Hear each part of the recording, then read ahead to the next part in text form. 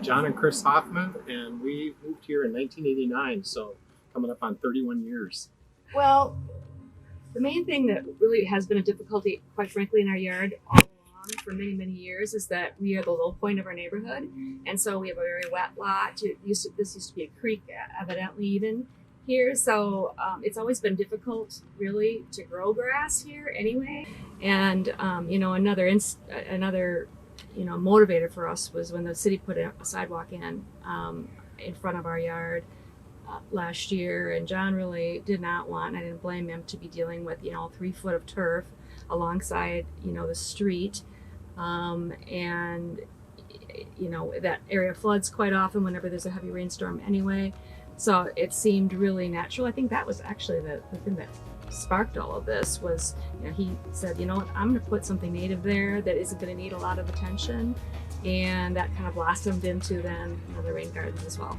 That's right. It was the sidewalk project that really got things going.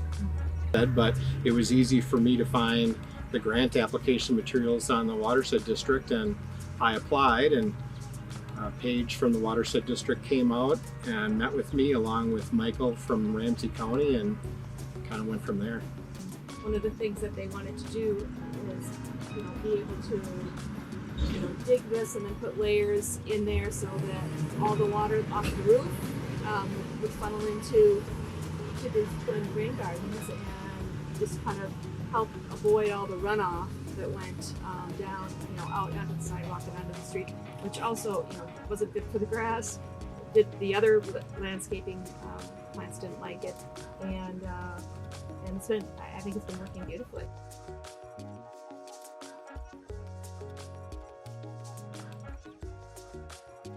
So we have 2 rain gardens. You can really only see the one right here on the east side, and it's connected to a downspout. Right over there is almost identical twin on the west side.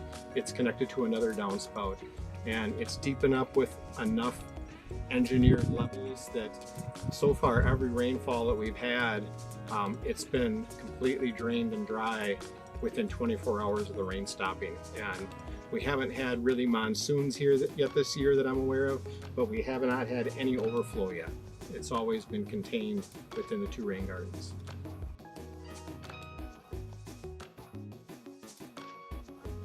I would say my understanding was really limited until we started this project to what I do in my organic vegetable garden on the other side, and the benefits of, that process to pollinators. And I hadn't really extended my thoughts much beyond that into, other things that we could be doing to encourage, native plantings or encourage, support pollinators. So it's been fun for me, for sure, to learn about all of these different plants and to see what's been successful. And I'd say too, I think some people might have, only one idea of what a rain garden could look like, on their property. And I for one, was a little bit, more sensitive to making sure that it, worked good in our yard and that it looked good in our neighborhood. And I think we've been, gotten so much positive feedback from neighbors about how beautiful the gardens are, and probably a little bit different maybe than people might have been worried about,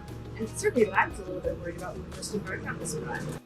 One thing I'd like to say is a big driver for me is after 31 years on this lot, I started to think about turf and how resource insensitive it is. Starting with buying the sod and the landscaper put it in. We have an irrigation system that costs a lot of money, and then ongoing every year, the fertilizing, the weed killing, the weed pulling, the mowing, the raking, the seeding, the watering, just tremendous resources, particularly with all the chemicals involved. I was unhappy about it. And quite frankly, I think it's kind of boring compared to what's available with the native. And then you look at externally what it means to the environment and the pollinators and our lakes and things. And to me, I thought the native and the rain garden is something we should have never got away from, but we did, and now it's coming back.